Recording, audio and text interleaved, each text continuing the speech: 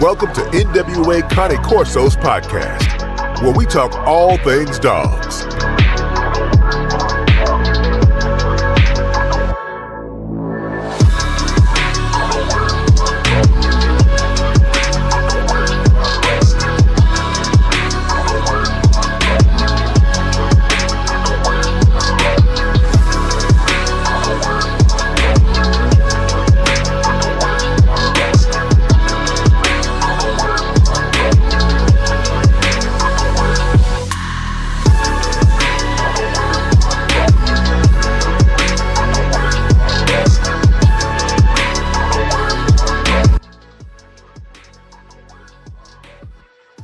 Yes, sir. We back for another one on this good Sunday. Let's go. Let's go. Look who's back in the house. Hey, man, I'm enjoying the music, man. Come on. Yeah, it's kicking. Yeah, it's jumping. Yes, sir. Welcome back. Welcome back. All the NWA family. And Gerald, you was asking me before, what does NWA stand for? It's Northwest Arkansas. That's where I'm located. Because, I was like, wait a minute. How original is that? I'm like, NWA Connie Corso. Yeah. Somebody said you should change that because it kind of throws people off. Then somebody said you better not change that. That's what made me attract me to you. So I said I better stick with it then. Yes, sir. Okay, now it makes sense because I thought it was like you love the group. Yeah, Negro with attitude or something. Because I saw the tattoo. You had the Easy E tattoo on your shirt, on your chest, right? No. It's Arkansas over here, boy. We got that A state on there. Hold on. I got one better for you. Look at that. Yeah. What that say? I can't see it. Mississippi. There you go. Yeah. Mississippi, baby. Right there. Put some South in your mouth. There we go. Put it all in your mouth. Yes, sir. Hey, well, welcome back, NWA family, All World Doberman family. Von Gunter, Haas, Alexander is coming. He's fixing some things. So, Gerald, what's been new in your world, brother? Man, just trying to keep the mortgage current, man. Yeah. I ain't bullshitting that. It's I will tell people who don't live in California, it's a steady grind out here, dog. It's a steady grind, and you may make some good money, but trust me, that money's already spoken for the following or same month. So to do what I do and then enjoy the animals that I have and have somewhat of a normal life, it's a grind. I was talking to somebody the other day. Last night I said, hey man, I just want to go somewhere my mortgage is like $1,000. Yeah, you gotta come back south. You gotta come back south to do it. Facts. Yeah. Other than that, man, puppy died. I mean, a male grown dog of mine. We had to put him down. But I got a puppy coming. That's supposed to. Well, I got a couple of dogs still. Right. But I got this new dog that the mom is an IGP2 dog, and the daddy is an IGP3 dog, which is the same father as my boy Titus. But still, again, none of that's just guaranteed that the pup's gonna turn out solid. Right. But it increases the chance of me getting what I want in a dog. Right. Yeah. Well, too, brother, you've been kicking, brother. You've been kicking. Well, I might well say it like that. You've been kicking all those brothers around on this media stuff too, man. I remember you said I'm trying to make the best content of everybody this year. You don't put on your traveling shoes. Yeah. But man, God, dog, boy, you got to be busy. I got plans. So I hit up Wallace Payne already, who's the godfather of all trainers here in the Schutzhund world for blacks. It's like he's our Muhammad Ali. No shit. And he'd been doing it before I had driver license. Right. Shit. What happened? Okay, Gerald, if you see me come back in, I think something happened. I might have hit something trying to get Gerald, get you in here. Gerald, come back in if you could. Hey, Alexander, how's it going, sir? Hello, how are you? I saw Gerald and then I saw him disappear. Is that? Yeah. I just told him to come back in. Yeah. I'll just wait for him to rejoin before I begin. But hello, everybody. Hello to the YouTube family. Nice to be here. I always love being on this show. Always. Right. I'll just Right. wait for But him a little bit. yeah, it's good to see you, Alexander. Sorry, Thank Gerald. I you. don't know what happened. I You know, might. you got cricket internet, man. I was like, God damn. Oh yeah. So y'all, Hello, we my got friend Gerald. How are you? Oh, Good. hello.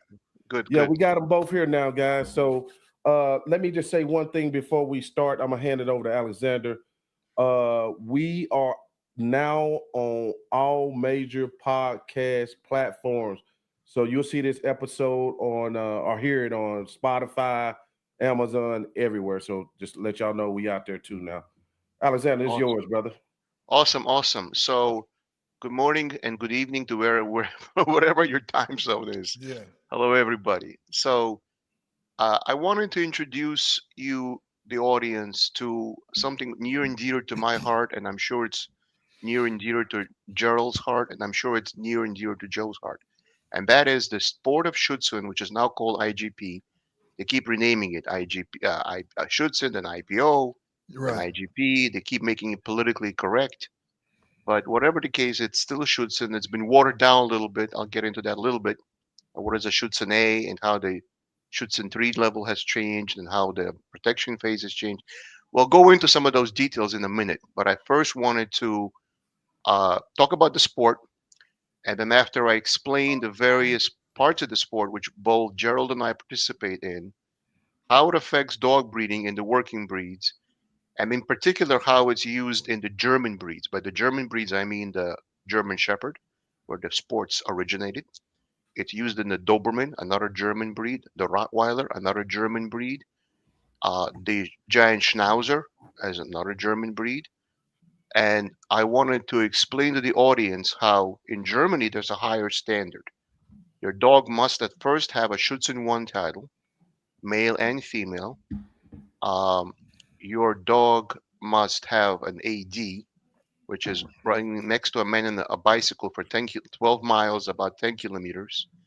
After the dog does a 12-mile run to show physical fitness, the dog goes in front of a Kormeister or a Korung, which is a breed surveyor or like a judge, and then gets core classed. It's rated either SG, Zero Good, KKL2, or KKL1 for confirmation.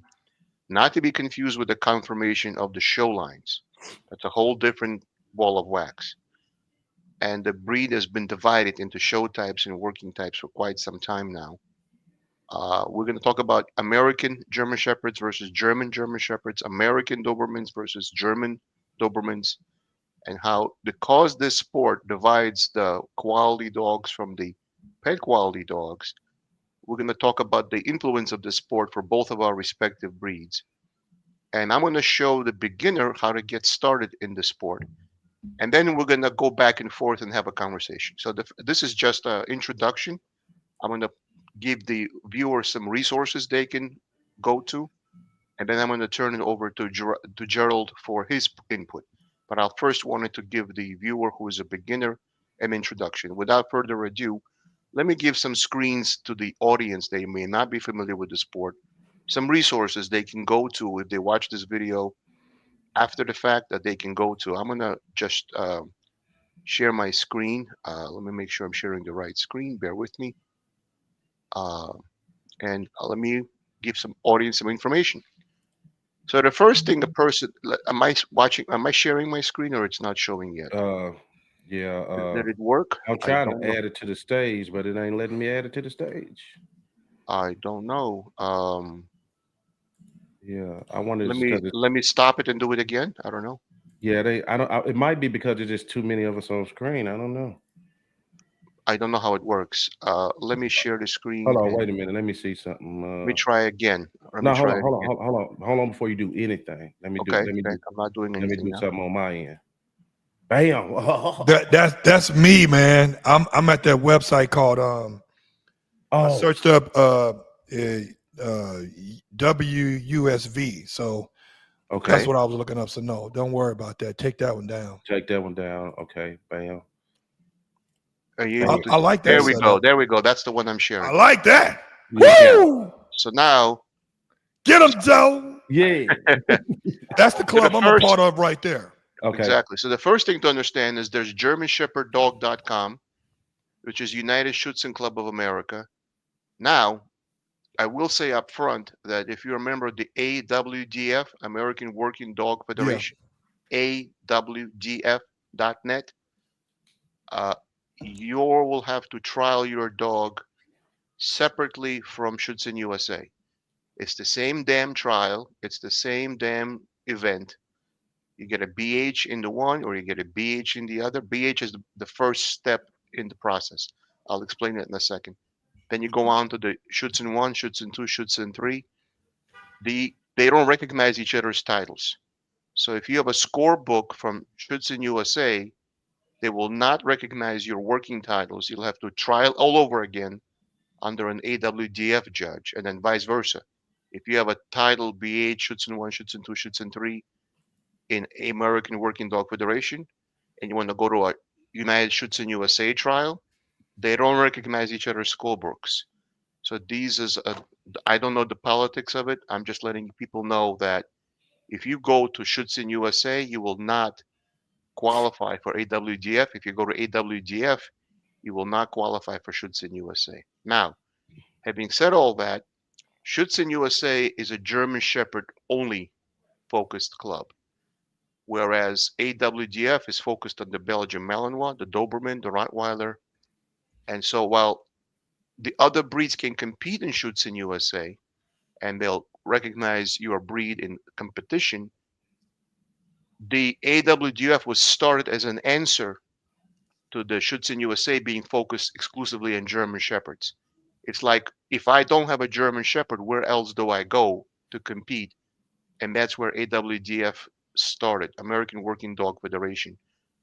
So you can compete with your non-German Shepherd in the Schutzhund USA club, but the AWDF was started as an answer to the heavy focus on German Shepherds only in Schutzhund USA. I just wanted to lay that out. Now, Okay. having said But that, how do I find? Yeah, go ahead, Gerald. I'm I sorry. want Go to ahead. say, so with the USCA, the United States Club of America, well, I've been a member for years. Me too. Up until recently, they would allow Dobermans, Rottweilers, et cetera, in their trials, and they'd be recognized as that particular breed in their scorebook. Up Right. until recently now, you have to join, like for my Rottweiler, I had to join an actual recognized Rottweiler club here in the Right. United States. And then they would allow me to put Rottweiler in my scorebook when he passes his BH. But if he's not a part of a club, like a Doberman, one of my Dobermans is going Right. for his BH pretty soon. I didn't join the Doberman Club of America here in the United States. They're going to put in the scorebook or in As that other. news article, mixed breed. So they That's just right. started that. They call them a That's mixed right. breed, even though you come up there with an actual Rottweiler or a Beauceron, Pure breed. Right. pure breed. They're going to put it in the Right. scorebook as a mixed breed now. And I don't know if that's, from what I've been told, it's more of It's a political thing. It's politics because That's you right. clearly see It's pure that this politics. is a Doberman. You clearly Yeah. see it's a pure breed. Exactly. Right. Yeah. Right. But you're going to Exactly. put them in the magazine as mixed breed. Got it. Yeah. That's All right. that's nonsense in my I'm opinion. going So they're to talk. discouraging. Yeah. I'm like, Yeah. Nathaniel. Exactly. We're gonna get into that politics in a Yeah. second. I just want to give a lot of information, front load the information, and then we're gonna get into it. So, and I'm gonna explain BH, IGP1, all that really quick. I know a lot of people may know it. Some people may not know it. Yeah. So I'm yeah. gonna go through that really quick. I just want to give people resources really fast. Okay. Okay. Now, if you don't know how to join, like to become a member of a club, how do I join a club? How do I find people who participate in this sport? How do I find a trainer? Because you can't train bite work on your own, because what are you gonna have, the dog biting you? In play mode you can, tug game. But then when it gets serious, you don't want the dog biting the trainer who's the owner. You want the dog biting a helper. So you don't want to make a dog bite its own owner. It's part of bite training. So that's why you need to be part of a club. And hopefully they have a good helper. So now, how do you find a club? Well, if you go to Schutzhund USA and you go to clubs and events right off of the main page, you then forget about the show trials. I'm not going to even go there. You'll see a map of the United States broken into regions: New England, Northeast, Mid-Eastern, Southeastern, and so forth. So for Gerald, who's in California, he will click on this part of the map. Whereas I'm in the Northeast, I'm in New Jersey, I'll click on this part of the map. You click Northeastern. Now, Northeastern includes New York, New Jersey, Pennsylvania, Massachusetts, and Connecticut. So that's all Northeast states, and in Maryland. So you will click on where the events are of a specific club on a specific date. But as a consequence of learning where the trials are, like you want to participate in a trial, right? You want to learn the day of your trial. So I could live in New Jersey, but I could show up in a trial in Virginia because that's still considered part of the Northeast. I'm allowed to participate in any trial in the Northeast. Okay. So as a consequence of learning where the events are, you learn where the clubs are. So here's, for example, as an example, East Coast Schutzhund Police Club Trial, West Westham. I don't know how to pronounce West Hampton. I think it's pronounced. Notice who the owner of the trial is. T. Floyd. Obviously, everybody knows who T. Floyd is. He's on the podium for 30 years, so everybody knows who T. Floyd is. In fact, I had one of the pups from T. Floyd that I helped breed to one of my friend's bitches. So tough dog. So T. Floyd is well known. This is in Virginia. If you live near Virginia, see, these are well known names. Michael Phelps. A lot of these people were Team USA members in the world trials. So these are well-known people, highly regarded, 30 plus years usually. Mike been on the show. Michael Ellis been on the show. So yeah, Mike, of course, these are the ambassadors of the breed. So if you find a trial and you find the club owner, this is the head trainer of that club who owns that club, but also these are breed ambassadors. You want to know something about Schutzhund? These people who are listed, their phone number and email is right here, obviously for everybody to see. So if you want to know how to become a member of a club, don't look for a club, look for a trial, and then you will learn who has clubs. I'm gonna keep it more simple than that. I'm gonna keep it simple. Yeah. Before you even look for a club or look for a trial, you better get you a dog that's gonna be able to compete. Well, yeah, obviously, yeah. So you can't get a husky. You need a breed that can participate in this sport. The typical breeds are German Shepherd, Belgian Malinois, Belgian Touverain, and Groendael might be able to do it, although they're too soft, but they might. Doberman Pinscher can perform in the sport, Giant Schnauzer, Rottweiler, and of course the Doberman. These are all the working breeds that participate. Some lesser breeds that might be able to participate is the American Bulldog. It has been known to participate. I have seen a Neapolitan Mastiff, and I have seen a Cane Corso participate. Al was the first one, the guy who I train with now, Al Benuelos. He was the first guy to title a American Bulldog. Which is very hard. It's a big accomplishment because they train very differently from a Shepherd. And I'm going to go into some of the training differences, Gerald, with you between how you train a Doberman versus a German. They're a little bit different in how you approach the sport. There's a lot of similarities and overlap, don't get me wrong. But when you're training the Malinois type, well, the Doberman is not a Malinois type. The Doberman Pinscher is more of a Pinscher German for Terrier. So there's a little bit of a difference in the grip development in the Pinscher versus a GSD. But I'll get into that. So this is how you find a club, people. Now, the next club I want to point to you is dvg-america.com. Everybody see that website, DVG? DVG and the SV are the two organizations that control all working dogs. So as you can see, you have a Dutch Shepherd in the picture right here. So all breeds which are not German Shepherds, go to dvg-america.com. You have a home here if you have a non-German Shepherd, if you want to participate in Schutzhund or IGP as it's called now. Go to dvg-america.com. You can learn about all non-German Shepherd breeds. For example, here's a Giant Schnauzer participating in Schutzhund. Here's a Dutch Shepherd. So if you don't have a German Shepherd and you want to participate in Schutzhund or IGP as it's called now, go to dvg-america.com for all you non-German Shepherd people who want to participate in Schutzhund. You find a club on this website that way. The other way to find a club, which is a non-German Shepherd club, as I said earlier, is AWDF.net, American Working Dog Federation.net.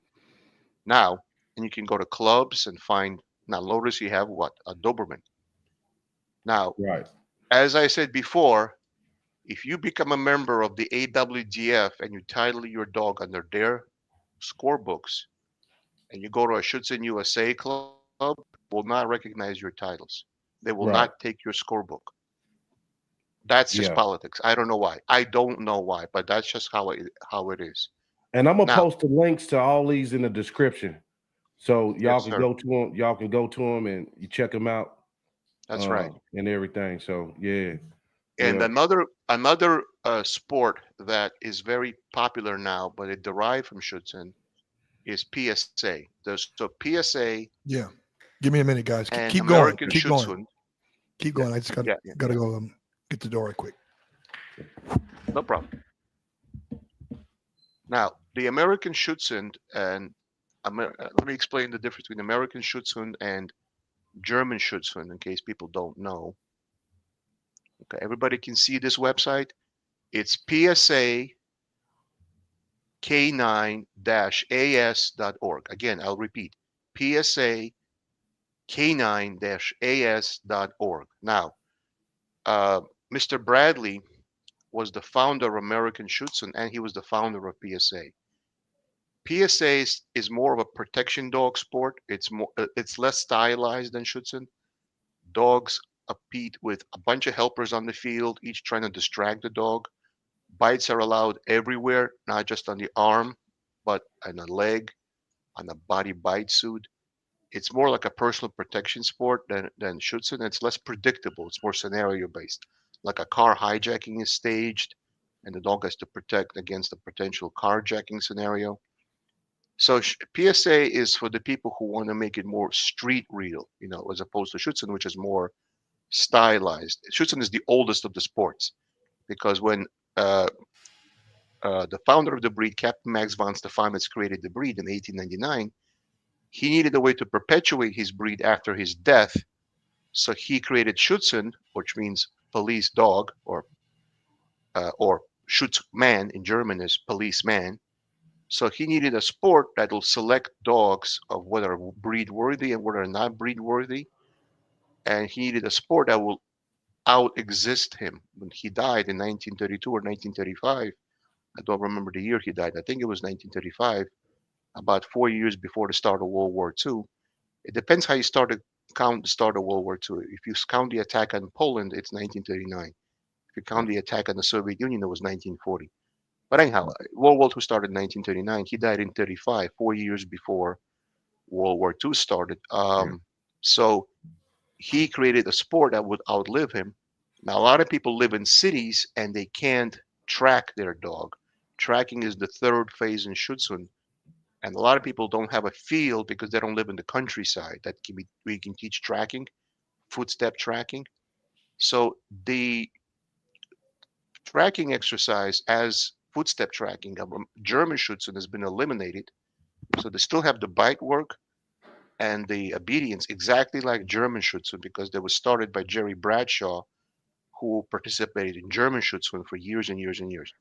But the tracking has been turned to sniffing, air sniffing versus ground sniffing, more like for search and rescue. It's more similar to how you would train for search and rescue.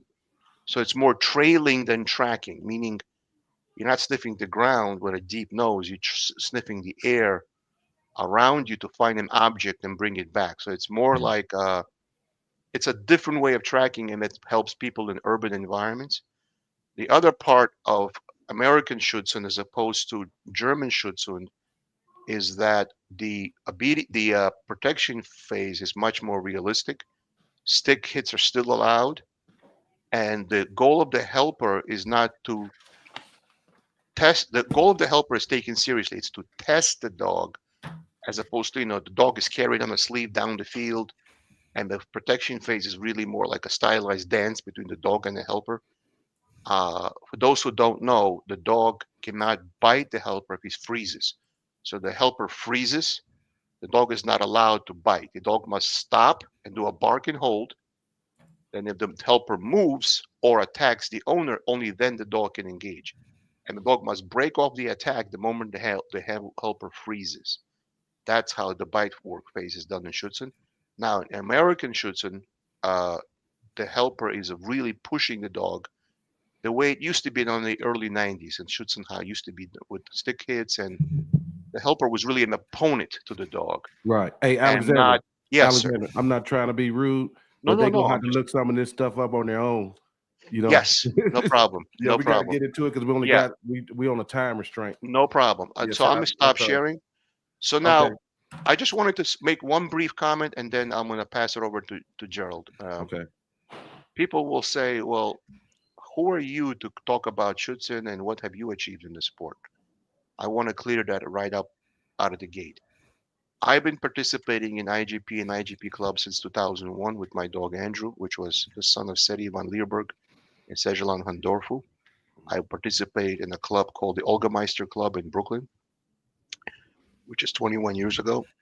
I participated in a club called Alpha and Omega Working Dog Club in South Jersey for a while. I've been in many clubs and I witnessed a lot of dogs participating. I only got a BH and an IGP1 on my dog Jake before he passed away. I don't claim to be a regional competitor or a national level competitor. I'm just a hobbyist at a club level. I'm not at a national level. And I don't claim to be the end all be all of this sport because I've never achieved very high marks either at a regional level or a national level. So I don't claim to be the world's biggest expert on Schutzhund or that I have achieved the highest level in terms of titling for Schutzhund. But I have participated and I have bred at least a BH title dog in my female and IGP1 or 2 or 3 dog in my males. I had multiple abdominal surgeries which prevented me from training. I was not able to walk due to abdominal surgeries for a while, so I had personal circumstances that prevented me from competing. So I'm not a national level competitor, and I've never stood on the stage or the podium at a national or regional event. So I don't want to claim to be some high level master, but I do want to use the knowledge I do have to explain the importance of this sport. I'm a student of the sport, and I want to explain how it's valuable in breeding. That's So I what's just up. wanted to qualify my qualifications, and I'm not claiming to be some top level national guy. I'm not. I'm just Right. explaining it to help people and give them information. Right.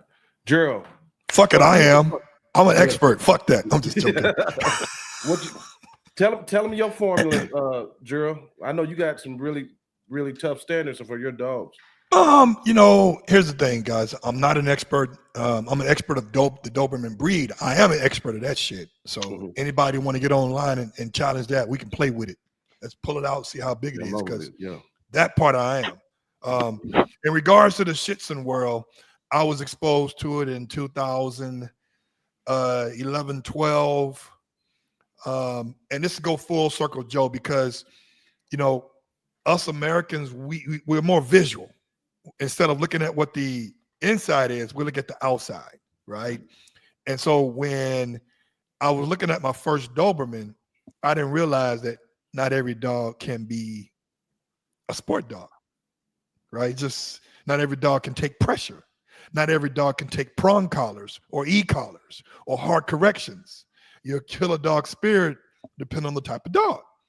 Well, my experience with the Schutzhund world, the ring sport world, is during that process, if you want a good, well-rounded dog, putting your dog into a sport competition will give you the magometer as to if this dog is good for even personal protection at home. These sports that we talk about, which is IGP, PSA, we got to read some of these comments because some of these guys are talking about that they talk about that PSA is much better than IGP. I beg to differ. I really do. I agree with that. I beg to differ. You do your research, homies, before you say that, because every sport is unique. Right here, huh? PSA is Taekwondo, IGP is like karate. No, there was somebody else that's talking about PSA is more realistic or whatever. Oh, okay. So I don't know how that's possible when you got 4 decoys throwing plastic balls at you and your dog's supposed to stay focused. I'm like, that's not realistic. Carjacking is realistic. ATM ATM guarding is realistic. Going through a night alley by yourself is realistic. Your dog walking backwards while you walking forward in a defensive handler is realistic. But throwing people jumping at your dog, playing with them, and see if you're going to react is not realistic. But I say that is because, and I get into the differences one sport to the other very briefly because the show is not really about which one's better. I think all sports, Mondio, PSA, French Ring, IGP, all these sports are testing the temperament and the toughness of a dog. Period. And usually the people who are getting these dogs for competition level dogs, they're not trying to use them as a personal protection because once you do all that stuff, they already know how to personally protect. It's all dialed in. They know how to respond to what's a threat and what not is a threat, right? So it's weird because I've gotten rid of dogs that have plateaued at BH but couldn't do the IGP because the training to do the protection phase is much different than the obedience part, right? A case in point, I mean, you have to apply pressure during the dumbbell phase, whether you're going to use the bird dog method or whether you're going to do the force retrieve. You're going to use different methods depending on the dog, but can he take the pressure? That is the key point. And for me, me getting into this sport helps me determine which dog I'm going to keep for personal usage. It just period. If I got 2 cats as a pet, they're not going to be in a sport. Right. So people, and I say when Americans are more visual than realistic because they get these Dobermans or they get a Rottweiler or they get these exotic working dog, herding dogs for the look and don't realize that sometimes they have that genetic makeup that triggers what they were specifically designed for, and then all of a sudden they got a wild dog. When you do these type of sports like IGP, PSA, when you're doing protection sport training, you're teaching the dog, you're really teaching obedience. Well, that's how I look at it, because now you're teaching the dog how to respond and when to respond. And when he responds, will he listen to you while he's in the heat of the battle? Dogs get tunnel vision real quick. Will they listen to you when you tell them to turn it off, out, OPA? Will they listen to those commands when they are doing what they love to do, which is eating that ass up? So that's obedience training. Right. I like to expand on Gerald's point, and that a lot of people say to me, which don't know the sport, they look at it from the outside, is, aren't you teaching a dog to be aggressive when you're teaching it to bite? And aren't you causing the dog to be unsafe because you're teaching it to bite? And the answer is, actually, no, you're teaching the dog to be more safe by teaching it to bite. Because you see, dog sports don't have to teach a dog how to bite. Dog already knows how to bite. Dog knows, just like a dog knows how to eat a piece of chicken. It doesn't have to be taught to eat a piece of chicken. It knows to eat a piece of chicken. So dogs know how to bite because they're just part of being a dog. It's how to bite. Yeah. We use our arms, they use their teeth. That's just part of the animal. It's a canine. Now, when you're teaching a dog with the right genetics, that's the key. I'm getting a little echo. I don't know why. It's on your end. Yeah, I'm not hearing anything. No, yeah, I don't know. It's okay now, right? It's okay. Yeah. I don't hear anything. Okay. So anyhow, when you're teaching a dog to bite, first of all, the bite training is done in stages. First, you teach it in prey drive, where it's taught a tug, a jute tug. Then you're teaching it on a bite pillow. Then you're teaching it on a soft sleeve. Then you're teaching it on a hard sleeve. In the initial phase of learning, the dog is taught that the helper is the guy who steals the prey. He's not an opponent. He's just a guy, that silly guy that steals the prey. The dog is taught the mechanics of engaging and not being afraid of a human being in a game of tug of war. As the dog matures, and some breeds are slower to mature than others, and some dogs are slower to mature than others, eventually by 18 to 24 months, you switch it up on the dog. Now you put the dog into defense, where he sees the helper as an opponent, and defense drive is aggression drive. It's either fight or flight. Now, the dog now works in a combination of prey drive and defense drive, and does what something called fight drive. The need to win an opponent against an opponent. And the dog is working under anger and pressure and adrenaline. But when you're teaching that dog out or aus in German, aus is in German for out. The dog must drop the sleeve, not should drop the sleeve, must out the sleeve. And the dog attacks the sleeve and the helper froze and he's frozen, but the dog still keeps biting even though the helper froze, that dog is DQ, disqualified. So biting under command and releasing under command and being called off of a bite, like the man is in the blind, right? Dog is doing a bark and hold, like it's a rhythmic woof, woof, woof. Now the dog bites in a high pitched voice. It's a high pitched, it's working in prey. If it's a deep guttural bark, woof, woof, with a deep bark, the dog is working in defense. It wants to show power to the opponent. And the judge is listening how the dog is barking. He's listening, he's barking in a high pitched, excited bark because he's flushing game, so he's in prey, or the dog is barking in a deep guttural bark, which is he's putting the fight to the man. No matter how the dog barks, when you call him back into the heel position, Fuß, which means heel in German, back to my left leg into the basic position on my left leg, dog better disengage and go back to your left leg. Let me ask something.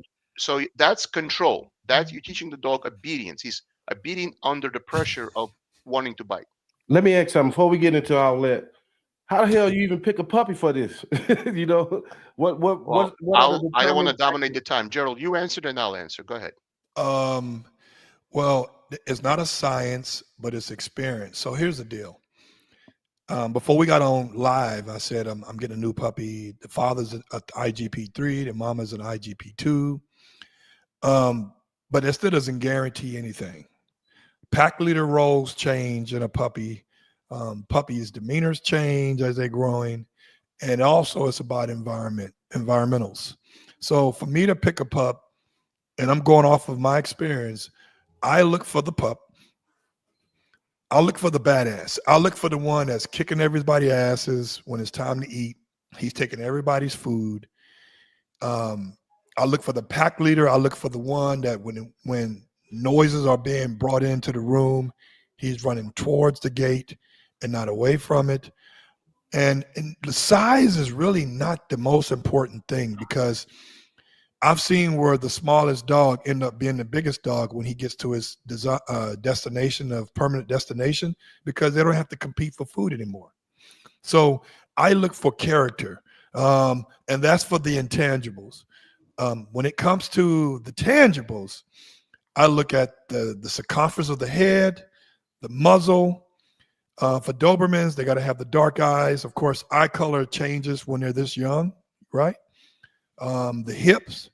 And if they're at 10 weeks, 12 weeks, and I'm picking them out, I'm looking at do they have those nice tight paws that sits like this versus like this? I'm looking at a lot of different things. And again, still, people, there's no such thing as a perfect dog. That's right. And so I it's a lot of ways that I look at it, but also because I import all my males. Mm-hmm. I mean, I import all of them. I don't buy something here locally. Never. I have. That was 15 years ago, dog. But I get imported, and I have connections from a guy in Poland who is not only a respected person in the Doberman community, but he also has been a judge in some of the big time dog shows. And by the way, I'm going to my first dog, Ohio, Malinois. Appreciate it. Boom. Thank you. So thank you. So now hurt our pockets. Yes. So now I'm gonna go to Croatia and go to my first IDC show in my life, and I'm gonna be meeting, like we say in the black community, hundreds. I'm gonna meet hundreds of breeders, and that's how you really, because see, we're not from Europe, right? Mm-hmm. But because we don't speak the language, we're not from the culture. We just buy from them because they got the best. Mm-hmm. But if you are connected with somebody over there who got your back, who knows what you want, you golden, Yeah. right? Because there's a lot of times you buy a dog from somebody based on pictures, not video, not WhatsApp camera, not FaceTime, but pictures. And that dog is not the same dog that you got. What you gonna do? You gonna fly out there in Russia and kick some ass? No, you come back home in the U.S. without a head. Yeah, You're just saying. you got to have a connection over there. Boom. Somebody, you got to. I wanted to touch on a couple of points one by one. First of all, I'll explain how I pick my dogs, which is how we started, and then I'll talk about buying from Europe. I'll touch both points. So for me, for those who know me, you know that I breed working lines, not show lines. Now, this audience may not be a German Shepherd or Doberman audience, so I'll just break it down really quickly. The German Shepherd now is divided into 5 subtypes. There is the American show line, which is a pet quality line, the West German show line, which is a conformation line without the right temperament. They're usually the black and red dogs you see. You have the Czech working line, which was derived from the East German line when it existed.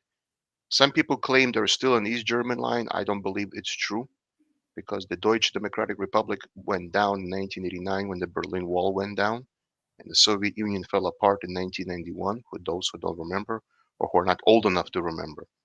So DDR dogs disappeared with the fall of the Soviet Union, and that bloodline went into making the Czech dogs, but not completely, because the Czech dog is a derivation of the East German dog, which had West German blood, and there's the West German working line.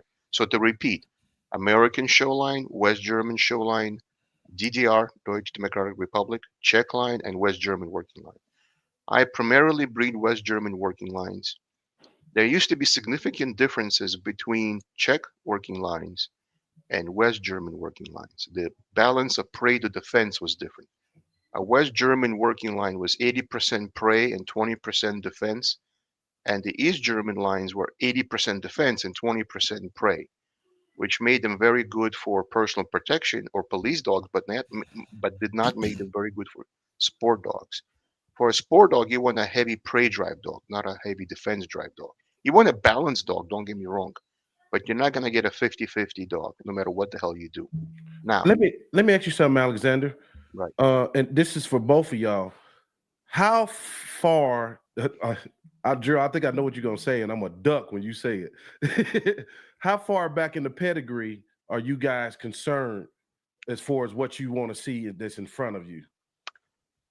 For me, the pedigree really matters. Now, for those of you who watch my other videos, you know I'm a student of the coefficient of inbreeding. The Hardyman coefficient of inbreeding goes back only 5 generations. The right coefficient of inbreeding goes back 10 generations or more.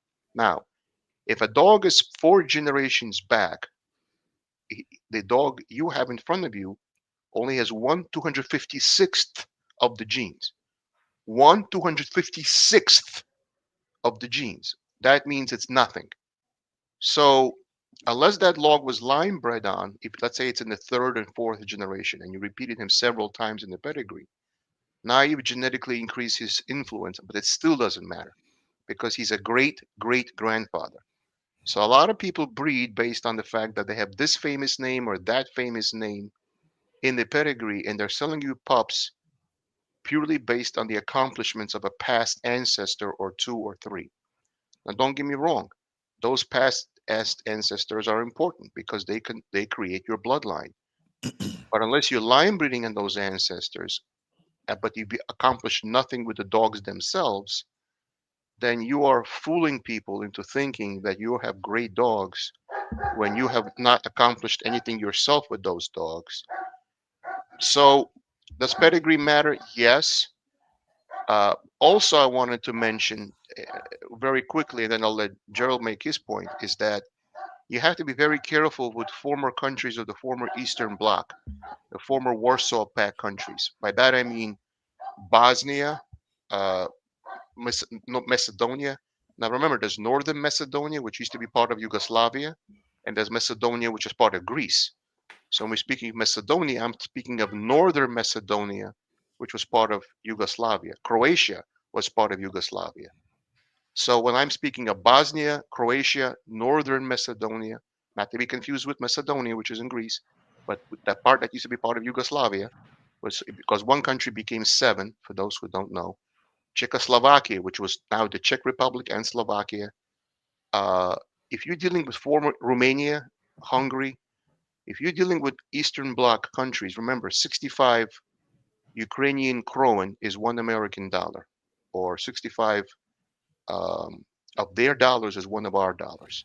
So $1,000 is not a lot of money in today's economy, but it's 65 to 1 or 80 to 1 ratio in converting our currency to their currency. So if you're getting a dog from any Eastern Bloc country, you might get a dog what's called hung papers. The dog in front of you is not the pedigree that you were promised. It's a dog which has an artificial pedigree, which makes it look like the dog in front of you. But in reality, that dog in front of you is not genetically that pedigree you saw. That's what Gerald was saying. Now, that's Okay. not true of Western countries like Netherlands or Germany, but it is true of former Warsaw Pact countries. You have a dog with a fake pedigree.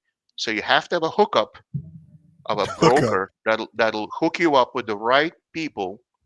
Like I just bought a dog from Germany, for those who saw my channel, from the Perot kennel in Germany. That's one of the premier kennels in Germany. They don't want to sell us the good dogs. They want to keep the good dogs for themselves. And they want to sell, pardon my French, they want to sell us the shit and keep the good stuff for themselves. You have to build a relationship with those people over time. I had a relationship I built over 4 years before he sold me a puppy.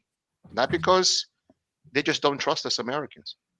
They want to keep the good stuff with themselves. So if you're buying from an Eastern European country, make sure you have a person who speaks Czech or who speaks Romanian or who speaks Croatian, which is a Yugoslavian language, that will hook you up with the real people and not just buying your own, because you will get scammed. So, That's Gerald, just what is your thoughts on dogs? How far back in the pedigree are you concerned with? Let me put it like this. I'm glad you asked, Joe. Oh shit! Smoking Joe. First of all, prayers to the George Foreman family. that's right. Yeah. Smoking Joe Frazier. That's right. Yeah. Yeah, very influential man. He Right. changed the game for all of us single bachelors for the George Foreman grill. Hey, 'Cause we- hey, Gerald, you I thought about something today since George Foreman's passing, and it was with the German Shepherd. You remember what happened when he got off the plane to fight Ali? The people, What happened? They turned on him because he got off the plane with a German Shepherd, Yeah. and that was the same dog they used on the people. Yes, And yes. In therefore- Africa, right. Back Therefore, the Thriller in Manila, right. Yeah. Well, the German Shepherd, historically speaking, and I get to your question, Yeah. they was used at Auschwitz, they was used in the Holocaust, they was used in the civil rights. Mhm. They were always been used against man, Yeah. and that's the bad stigma about it. But they are great. They are the trendsetters of dogs that can do great things too. You know, there was 2 dogs behind enemy line in World War II, and that was a giant Schnauzer and the Doberman. But I digress in history. Okay. So, Yes. but that's an interesting point, man, about that, because, you know, first of all, George Foreman was hated coming to Africa. Remember they were saying, Ali, Boombaye, Ali, Boombaye. So, but right. shout out to George Foreman, though. Yes, sir. So I'm old enough to remember that fight. Yeah, Because I saw it in the 70s. Yeah. You know what? And that was like the first real type of pay-per-view. Like, That's right. yeah. right. But for me, Mhm. Pedigree is ultimately important, but I only go back the max. I go back 3 generations. But if I go back 3 generations, I want to see line breeding. I want to see the sire on both sides. What's more important to me, first and second, and I always say this to people, my last name, people, is Antoine. Of course, it's been that way for hundreds of years, you know, blame it on the Louisiana Purchase. So figure that out if you paid attention in school. But to say that some of my ancestors came from France. So do I look French to you as far as Anglo-Saxon French, you know, from 200 years ago? No, I don't. But when you talking about great grandparents, that's what they probably look like. So it doesn't matter. That gene is washed out with other genes from other family members from the maternal and the paternal side. Right. I want to say this, that second generation is very important to me, and I have to see in my field. I like to have some show titles, but I like to see just as many working titles because I want my dog to look good while they work good. Because if 100% working Doberman is being presented as 100% working Doberman, he's gonna be ugly as fuck. He's gonna be small, but he's gonna have the heart of a lion. But for me, I like to have. I pay close attention to the grandparents and the parents. Those are very, very important to me. If I see a ZTP in the second generation only, or an IPO1 in a second generation only, and none of that shit in the first generation, I'm not too excited. I'm not too excited. So for me, first of all, the parents are very important to me. And unlike most Americans who don't understand line breeding, I'm a very big fan of that because that tells me that the breeders are breeding for a specific trait, whether it's looks or temperament or both. I can't, as a guy that is an expert in Doberman, the Doberman breed, walk on a field in Compton with a dog that looks great, but he works like shit. I agree. Can't do it. Won't do it. I agree with Gerald 100%. I had a dog named Andrew who was from Border Patrol lines, the Pograniczne Straße, for those who don't know. And for those who are into the Czech lines, I don't know the audience, but I'll just name a couple of names. So you have the Equidius line, well-known Czech line. You have the Genopo line. You have the Tierhoek line. Now the Tierhoek line and the Genopo line, Jinopo, Tierhoek, Tierhook, those are the Czech lines with a lot of aggression in them, a lot of suspicion. They go back to the East German blood. The Equidius line is a sporty line. The Carthago line is a sporty line. So even though it's Czech, it depends on the line. That's why line breeding is important. So if I say to a person who knows lines, I got a dog from the Genopo line from the Czech Republic, boom, you have a high defense, high aggression dog. People instantly know that's a high aggression, high suspicion dog. Now, if I tell a person I got a dog from the Carthago line, oh, you have a high sport drive dog. Or take, for example, the Karl Fuller line. Karl Fuller was a farmer in Germany. German Shepherds herd in what's called the tending style. I'll take a second to explain that because herding is a working title. So the dogs create a fence, between the sheep. So imagine a fence, left dog, right dog, and the sheep are in between. So the dog prevents the sheep herd from grazing to a field, not in between the two dogs. So you have the Kirschenthal line, Kerchntal, Kirschenthal line. That was developed by Karl Fuller as a herding line with a proclivity to sheep. So if I say to a person, I got a Kirschenthal dog, right, to a German Shepherd breeder, which has been around 30 years, right? Boom, it's a show line with ability to herd. So line breeding is very, very important because when you're line breeding, you're concentrating specific traits. That's why I have so many videos on line breeding, because when you're line breeding for a purpose. So if you have scattered bred dogs, you have no purpose. You're just creating dogs for the pet market. And the pet people, they don't care because they're not out to compete. They just want a nice pet. Right. Don't get me wrong. I have nothing against pet people. The majority of my buyers are pet buyers. In fact, the majority of buyers are the pet market. Yeah, they're gonna be I'm not family gonna. homes. Yeah, They want a family dog, so I'm yeah, not gonna say no to those buyers. But they have to. I take a 45-minute phone call. We get to know each other, and I want to know they can handle the dog I'm selling. Now, I'm not selling a Malinois, which is all drive all the time. I'm selling a German Shepherd, so they can be pets. But I am selling a higher drive dog than the average pet owner can handle. So I want to make sure they're qualified to handle a dog of this caliber. They're not right. wild. They're not crazy. I'm not saying they are. But what I'm saying is you have to vet the audience buying this kind of a dog that they can handle this kind of dog. And that's a very important point. You Yeah. have to match the right buyer with the right dog, because if a person is a 90-pound woman and she's buying a 120-pound Mastiff, she shouldn't buy that dog. She can't handle it. A dog Yeah. pulls her, she'll fall down. That's What I'm right. saying That's right. is, You got to have that puppy application is too to to see who right, you're talking to. Yeah. exactly. And Yeah. so you have to be, you cannot be indiscriminate of who you sell these powerful dogs to.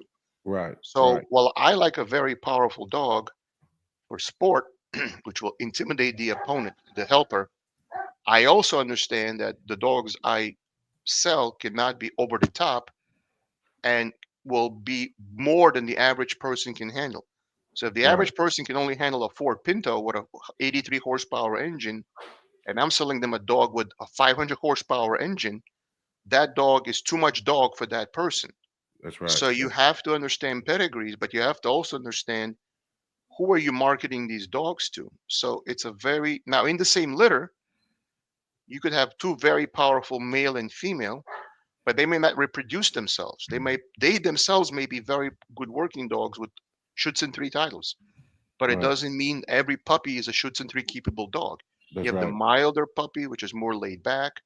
You have the very gregarious puppy, which is very uh, social and very friendly, not Right. reserved at all. And then you have the dog, which is work, work, work, work, work, work, Right. and that's all that dog wants to do. But a lot. You, as the breeder, That's have what to I figure tell that people. out. You have to figure out what the breeder is breeding for, and that's what the breed. If he lines up with what you want, that's what you want to. That's the Correct. type of man you want to go with. That's Hey right. guys, we running out of time. I'm gonna get some questions and comments in right quick. So Jordan, what's up, brother? Everywhere breeders do that, you're not getting the best dog unless the relationship is there.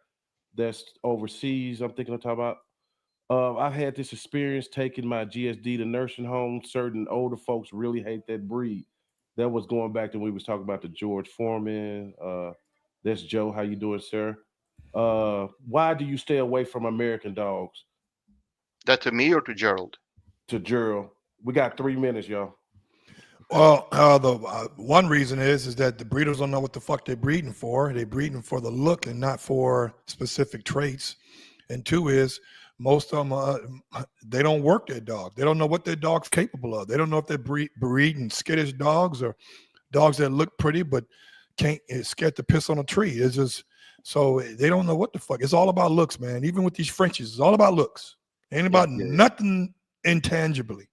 Yeah, So and you have, yep, and not to cut in, but really quickly, and a lot of people who are breeding dogs, which is are getting into the game for money only. yeah, A that's lot of when the you Frenchy lose. people and the poodle cross breeders, the doodle breeders, they're in it for the latest fad dog. They're in it for the money.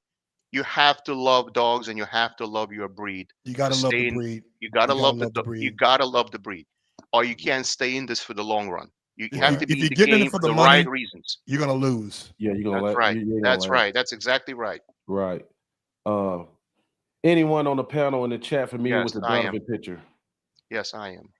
What you know about it?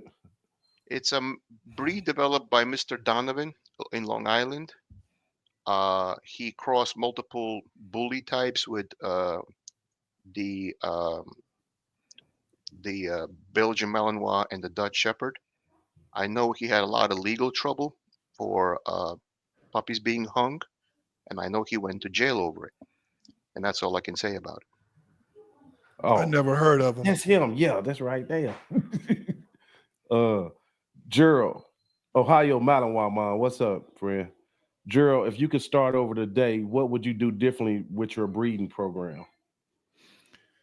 I would definitely go visit the kennels overseas, build a rapport with the breeders, and do research on what I'm looking for versus what I'm seeing. A lot of times you get into a breed because you love the breed and then you go by what you saw and not what the dog can actually do, the utilities of the dog. So I would definitely have more rapport with a particular breeder, whether it's overseas or in the United States. Because usually when you get with a breeder, that's the only time you talk to him is when you're about to buy. Right. And then after that, the only time you talk to him after that is when something fucked up about the dog. Oh, the dog's sick. He's pooping worms. What should I do? I want my money back. Can I get a rerun? It's your fault. Gerald, you got one of the most unique. I never heard of an all stud service ever until I met you. I don't know what made you think about that. Well, I mean, think about it. It's 15 minutes of fun. That's it. Come on, man. And I'm getting paid for it. And my boys are proven. Hold on, they proven on the field and off the field. And proven means they produce good dogs. Right. On the field, they've been tried and tested. Yeah. Right. You see what I'm saying? So yeah. I got 3 to pick from. And then you fooling with some respected trainers. The Big boys time. you be messing with over there in Cali, boy. You got to. Yeah. Man, you look French. That's because my parents are white. Can those likes be put out there for us who Give are me a minute, enthusiasts? guys. You keep going with it. Give me a minute. Okay. Can those likes be put out there for us who are enthusiasts so we make more read on them? I don't understand that question. I think he wants more shares of this video, I think. Oh, okay. Yeah, like and share the video, guys. Right. And like I say, we on all podcast platforms right now. I think I wanted to add one key point, and that is when people are dealing with responsible breeders, they're dealing with people who hip test their dogs, do genetic testing. For example, one Doberman's disease, which is similar to hemophilia, but it's not hemophilia. It's very common in Dobermans. In German Shepherds, degenerative myelopathy is very common. Mm-hmm. So you have to deal with people who are into dog sports, into genetic testing, into hip and elbow testing, and that affects puppy prices.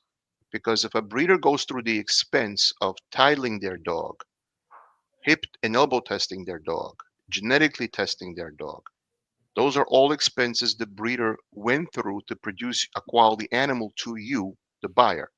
So they've added a lot of value to that dog and their breeding program. At the same time, you can't then therefore expect a terribly low price. So people who are buying on price and they want people to compete on price are doing a disservice to the breed, because the breeders like me and Gerald, which title their dogs, compete with their dogs, do genetic testing of their dogs, we incur a cost to do all those things, but we charge a very fair price for our puppies as a consequence. So the training of dogs and the genetic testing of dogs leads to a better dog, which is not going to be skittish. It's not going to fall apart every time it sees something because of weak nerves. And I think that the dog buying public needs to be aware that these training and genetic testing and all these regimens cost the breeder time and money. And as a consequence, the consumer is getting a better dog. For example, it costs $4,000 to fix the bad hip for hip surgery for a dog which has significant hip dysplasia. So 2 bad hips, bilateral hip dysplasia, will wind up costing consumer $8,000. Right. Now, if it's bilateral, it's usually genetic. If it's usually one hip, it's usually environmental. What I'm saying though is that the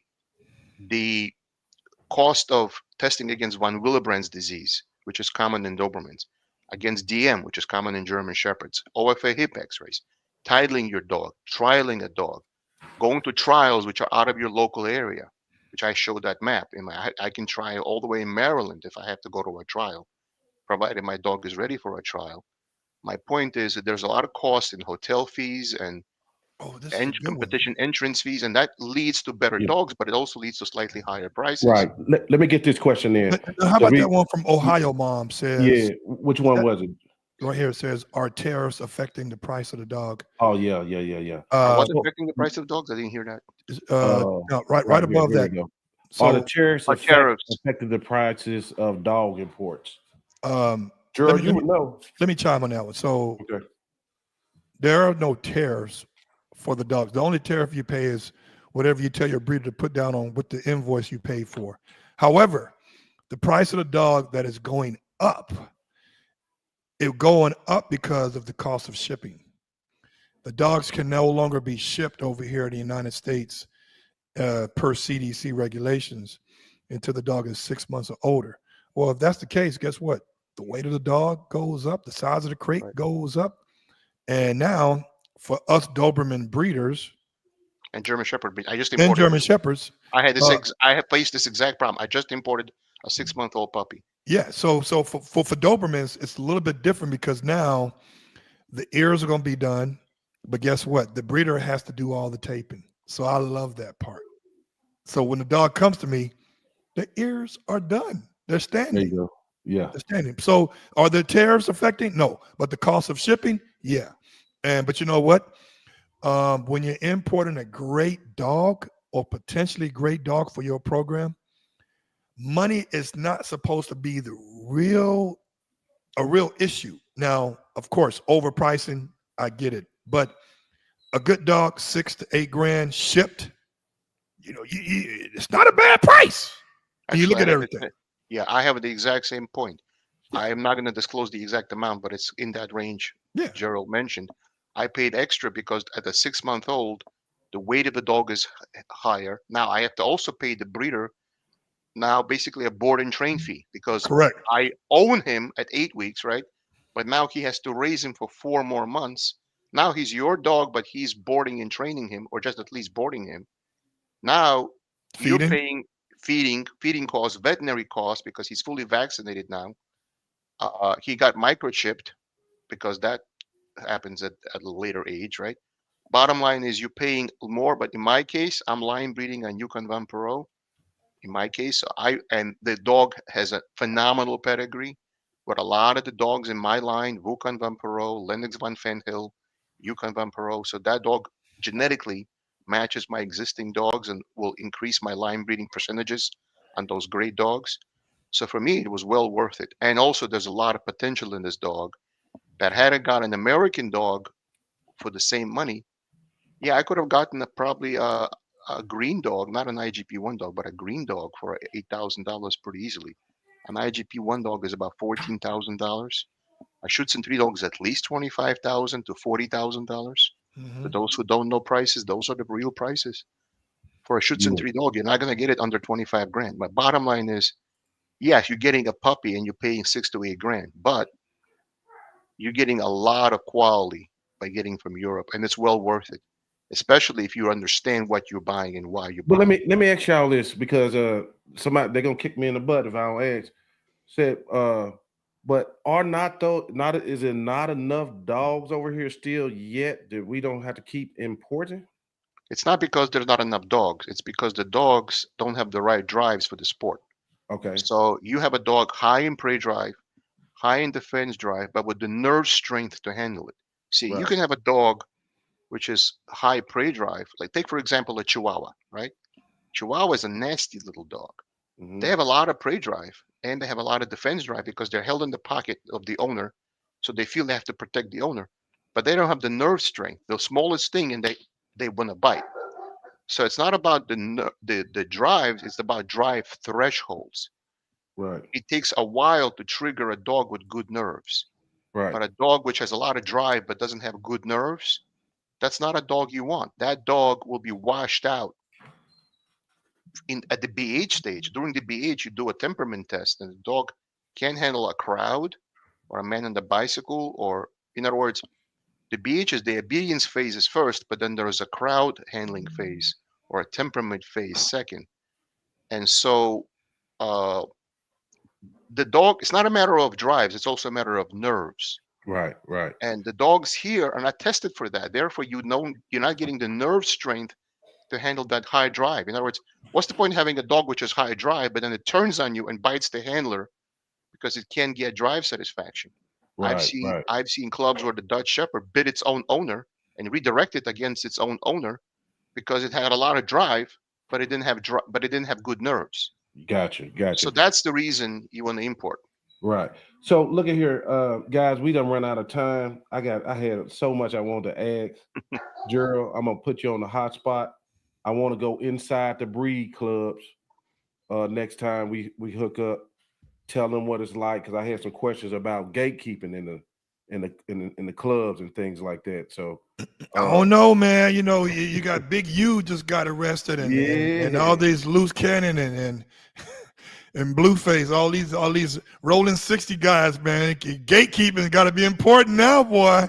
Yeah. So that's the thing somebody wanted me to ask you is, do we need gatekeepers or do we need more of guardians?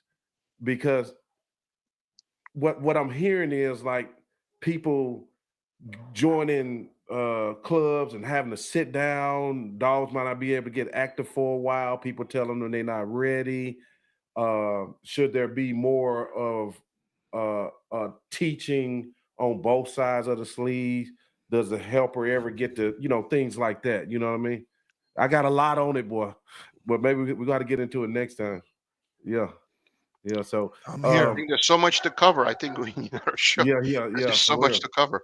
But But everybody, I'm glad that we're both from the same discipline and could speak Mhm. to some of the same topics. Yeah. right.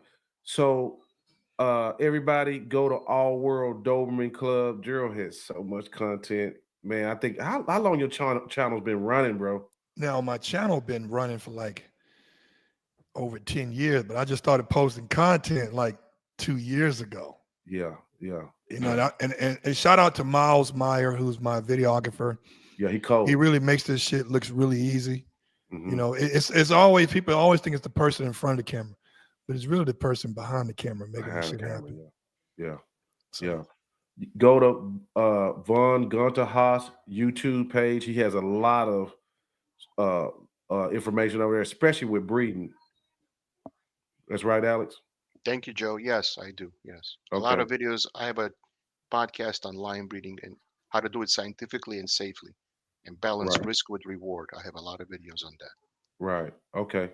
All right, guys. Well, we got to get out of here. We see y'all next time. Thank you very much. Thank you both. Thank you. take care. All right.